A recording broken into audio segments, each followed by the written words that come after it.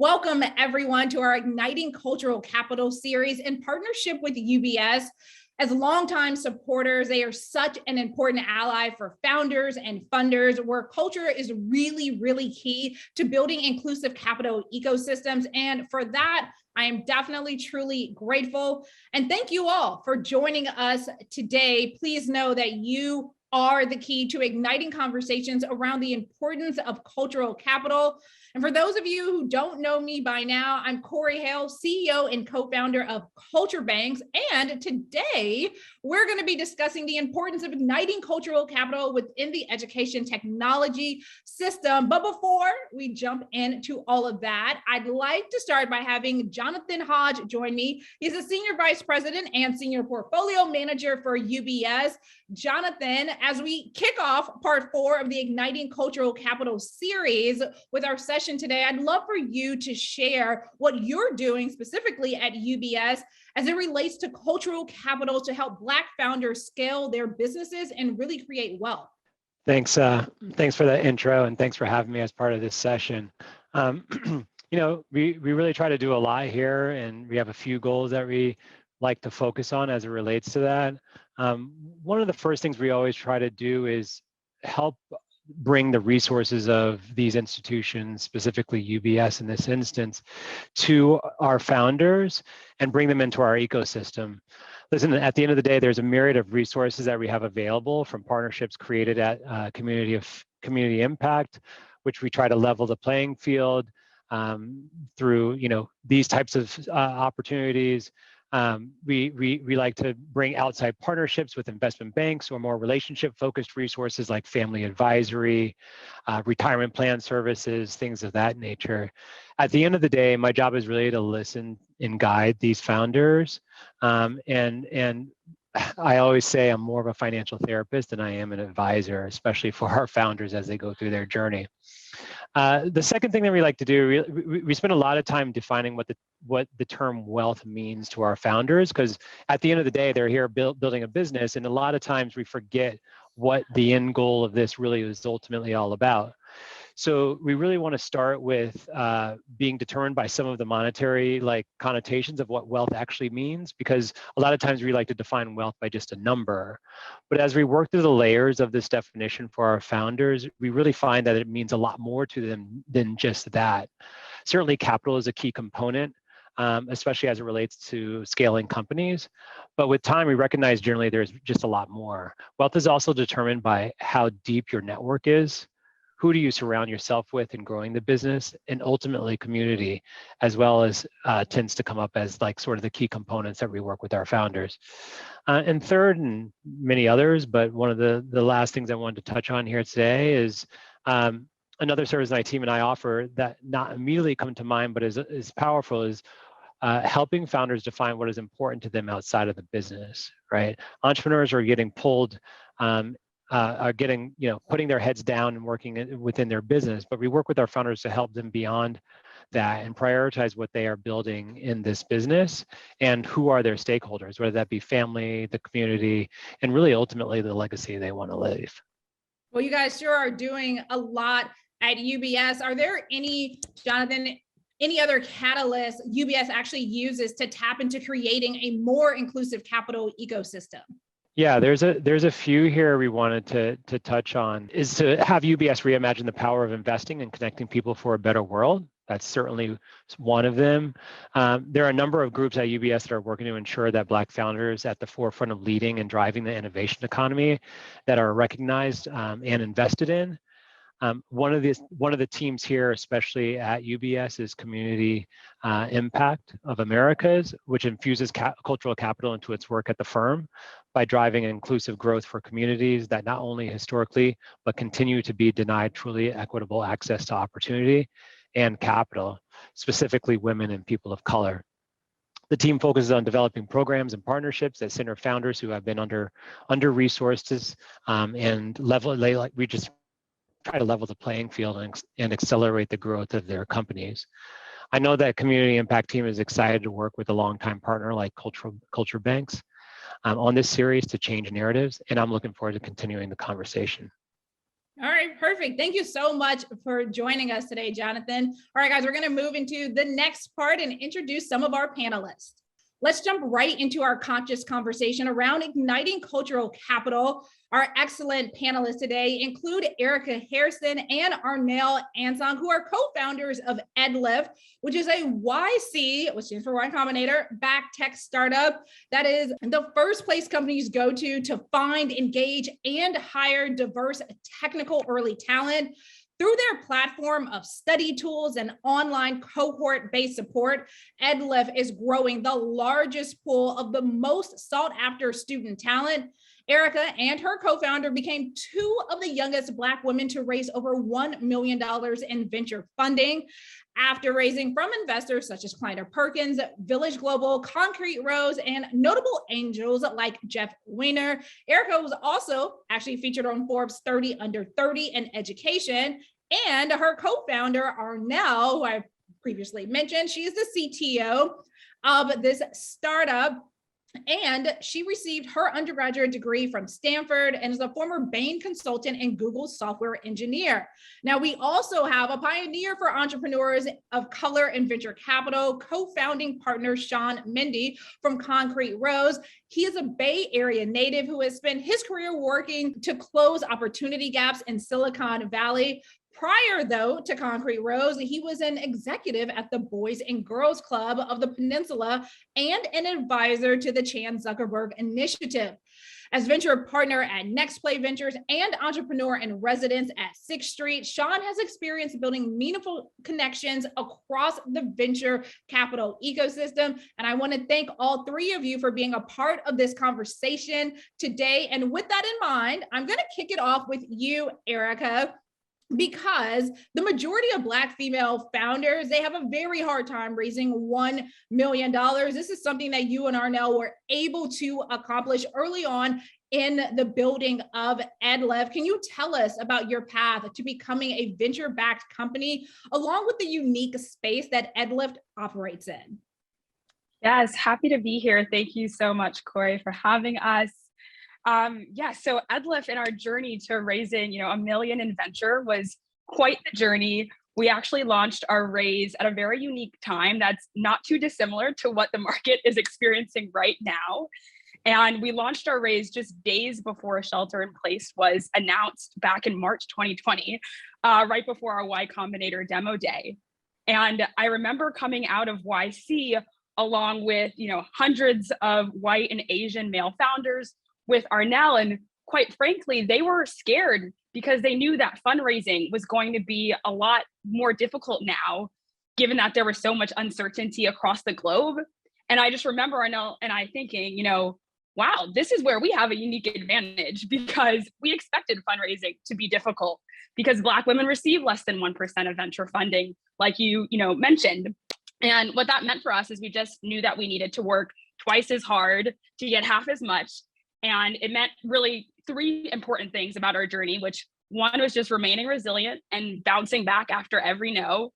Two, incorporating feedback and improving rapidly. And then three, and most importantly, in terms of our journey, we just had to hold this deep conviction and just know that we were the best people to be solving this problem.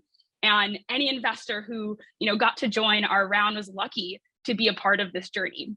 And so that process was not easy at all. We probably heard over, 100 no's. And a fun fact is I actually listened to, Beyonce's Freedom featuring Kendrick Lamar every morning just to hype myself up so that I can keep that confidence going, from one pitch straight into the next. And we continued to grow the business and hustle super hard. And eventually we were able to bring on, incredible mission-aligned investors like Concrete Rose. And that's when we started to see the tide begin to turn. And we started to just prove that, we are a team that can get things done. And investors began to knock on our door, essentially. And I realize I'm referencing a lot of songs, but, the back then they didn't want me, now I'm hot, they all on me, Mike Jones. That was really resonated at that time, and how we were able to close our oversubscribed, round actually 2 years ago on Juneteenth to the date. And so that was our fundraising journey and process. And really quickly to answer your question about kind of the space that EdLyft operates in, it's one where we help people achieve things that they thought they once couldn't and connect them to companies that need them. And Arnell and I started EdLyft because, computer science changed our lives, and we almost didn't end up pursuing it because we never imagined ourselves in tech and didn't see a space for us there. However, we had the right systems and support to keep us in, but we still saw so many unfilled six-figure tech jobs that weren't going anywhere anytime soon. Meanwhile, there were so many talented and capable people who could fill this gap, but were being deterred, and that was almost us. And so EdLyft is now bridging that gap by growing the pipeline and connecting these incredible talent to opportunity.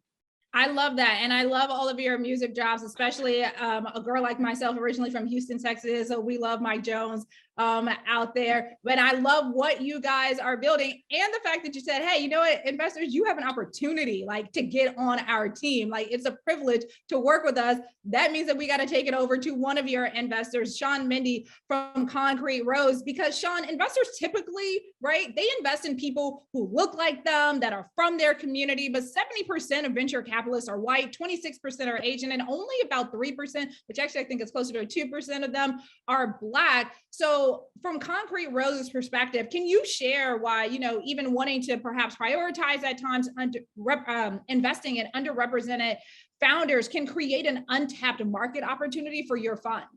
Yeah, I think it's not necessarily creating a market opportunity. I think it's just addressing a market opportunity. I think that it's very clear. It was very clear as we were launching our fund and thinking about what our thesis was going to be, that there's a market dislocation around underrepresented founders. There are talented folks like Arnell and Erica starting companies who are just either don't have the right network or because of actual, implicit or explicit bias, aren't successful when they're out fundraising, or they're just, they don't, or in some cases they actually also just don't understand how to navigate the process and need some education on that. So I think there's a lot of different reasons that folks can't raise or struggle to raise. I think, you talked about folks investing in folks that look like them or are from their communities. I think a major issue that persists today is that folks invest in folks that they've worked with previously.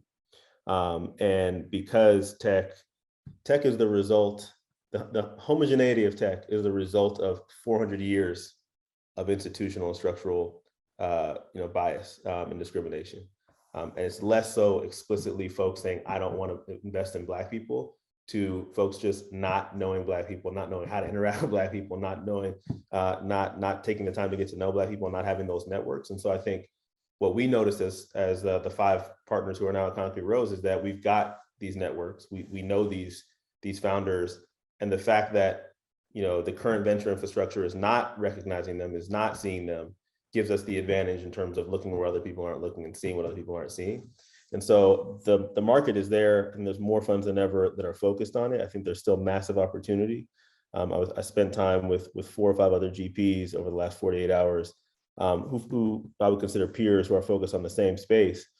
And the only time I see them on deals is when they send them to me. And so I think that there are so many founders who continue to be overlooked. There's so much opportunity that continues to exist, and there's this massive market dislocation that folks are going to make money addressing. And we're happy to be on the forefront of doing that.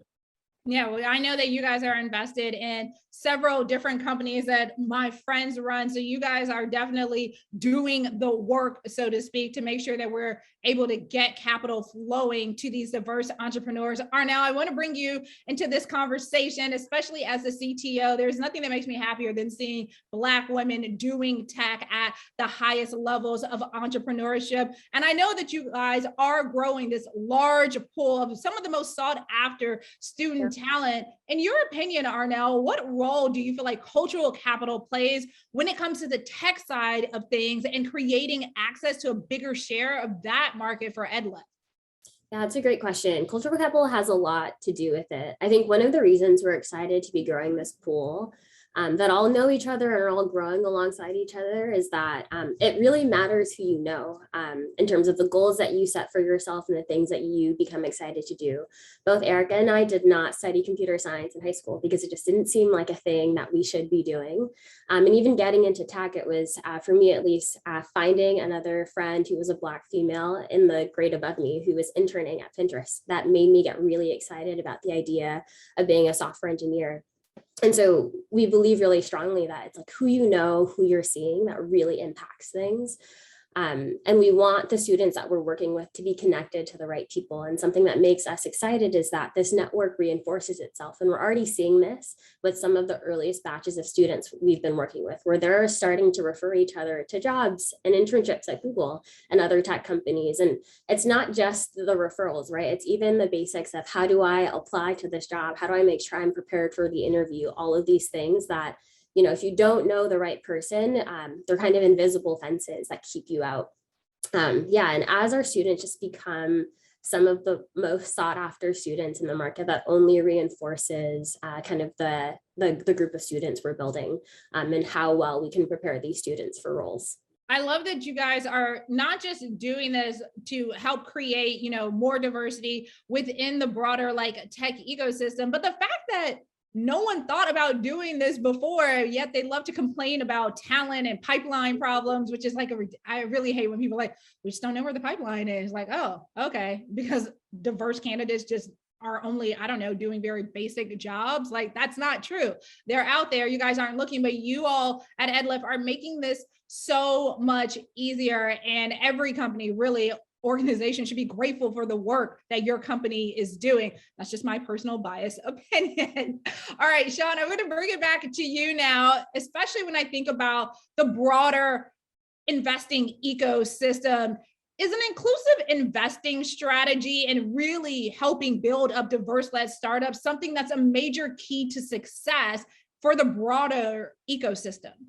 I think it is possible to succeed without doing that, as evidenced by the many firms that have succeeded financially without employing this inclusive strategy. I think to start something new, I think it's absolutely critical. I think you're not going to beat the incumbents doing the same thing that they've been doing, and there's massive opportunity around it, as I talked about earlier.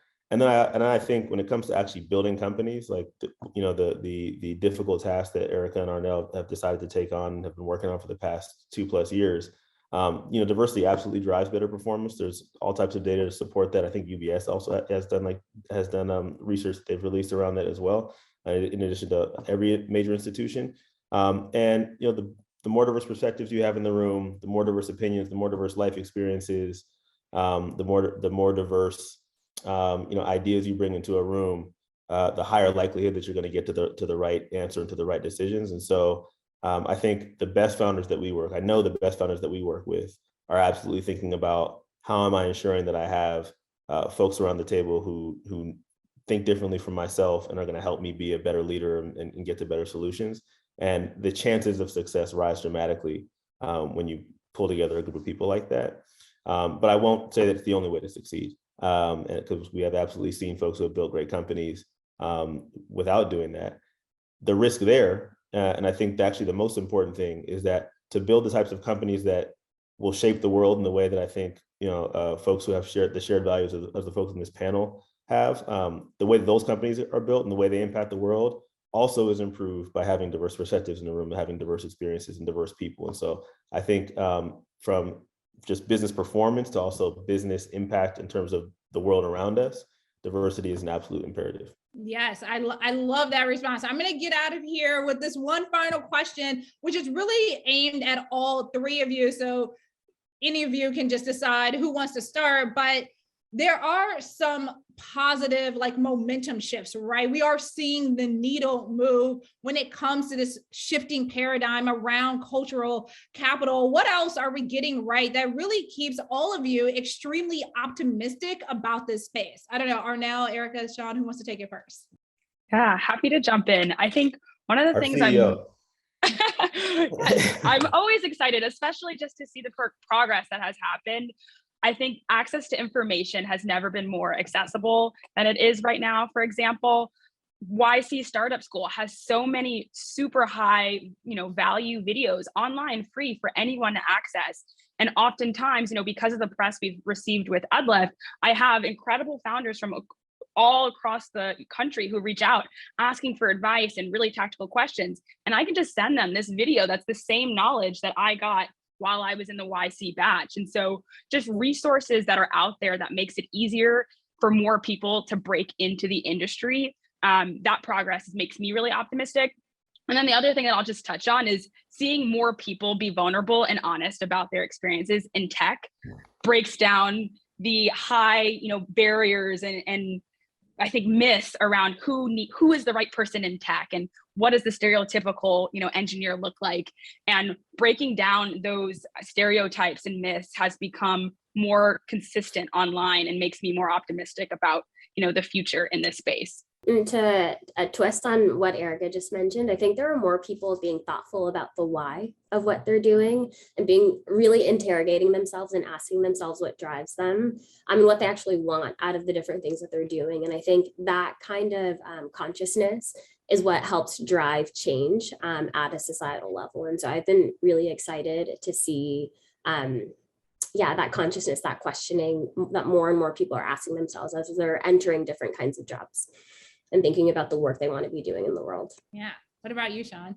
Yeah, to me, it's actually something you've contributed to, and that Erica and Arnell are great examples of. Is I think the demystification of startups and tech and venture is leading to many more folks deciding to do what they did, right? Like, for Erica and Arnell to have jobs at places like Facebook and LinkedIn and Bain, and to have had a path to a very secure livelihood and a very nice life, just staying on that track, but to decide to take the risk that they took.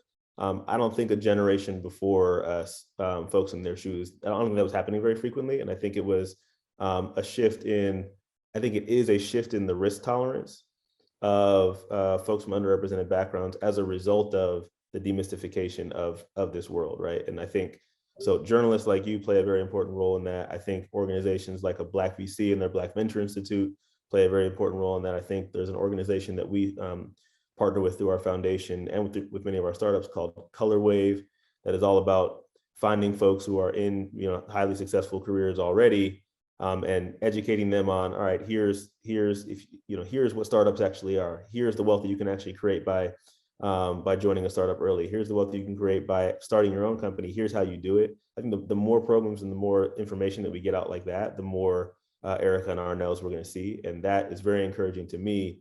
One, as somebody who just likes to see people who look like me win, but then also as somebody who's investing, the more Ericas I meet, the more Arnell's I meet, the better my fund's going to do and the more money I'm going to make for my LPs. So I'm all for that as well. All right. I love to hear that. Thank you guys so much for this great Q&A session. Now I just want to do a very, very fast rapid fire with you all. You can just answer the very first thing that comes to your mind, but this is just so that our audience can get to know you guys a little bit better on a more personal level. So with that in mind, Erica, we're going to kick it off with you. Your rapid fire question to start with, what motivates you to keep going and why? Yes, being the role model that for younger Black girls and my nieces and the next generation to just know that they can achieve whatever they want and they are valuable. So that's what motivates me. All right, Sean, on over to you. What are the 3 skills people need to be a successful entrepreneur? Resilience. I would say compassion, the ability to kind of understand what others feel and to do something about it. So empathy plus action. And then communication skills. Can you compel other people to do things? Can you get them to join you on your mission? Can you get them to buy what you're selling? Can you get them to invest in your company? All right, Arnell, now we're going to take it to you. What time of day are you most productive? Yeah, definitely the morning. It's when I like to do my reflection, the strategic thinking, the hardest tasks of the day. Okay. That's when she hits you with the email bomb too. I love that. Erica, back on over to you. What is your favorite life hack? Yes, I have a very specific life hack. It's after I read the book Atomic Habits. I actually have a note that goes back over 2 years on the Notes app where I have like very specific to-dos that I write the night before, right before I go to bed for the next morning. Like 7:30 a.m., meditate, 7:45, shower, workout. And it's how I've maintained a very specific routine and stay disciplined over the last few years. All right, that's a good life hack that I'm sure many people out there might want to adopt. Sean, back to you. What is the one app that you can't live without? I have 3 young kids, and I am, growing firm, Headspace by far. Shout out to Rich Pearson, who's also an LP in our fund. All right, Headspace, that's the app. Arnell, what would you say is the one book that changed your life? Yeah, there are a lot of really good books. Either Priya Parker's The Art of Gathering, which has helped me up level my hosting game, or Chimamanda Ngozi Adichie's Americana. It was the first book I read where there was a character like me getting her hair braided. And I think that did something for me as I was growing up. All right, I love that. This is the final question. It's going to go out to all 3 of you because at Culture Bangs, we are all about covering the business news for hip hop culture. Erica, the question is, what song is currently on repeat on your playlist? It's Higher by Thames, Team Thames. Oh, okay. Arnell, back to you. What song is currently on repeat for you? Probably Purple Hearts by Kendrick from the new album. All right, I love that. And Sean, what song? Whole Kendrick album, but today it was Count Me Out. Okay. I love that you said the whole Kendrick album. The whole album. Yes, it is a great album. We stand by. We love K-Dot. He is wonderful. Well, thank you guys so much for joining us. Thank you for sharing your insights and your story. I greatly appreciate it. And we will be back next month with another Igniting Cultural Capital session. Thanks for joining.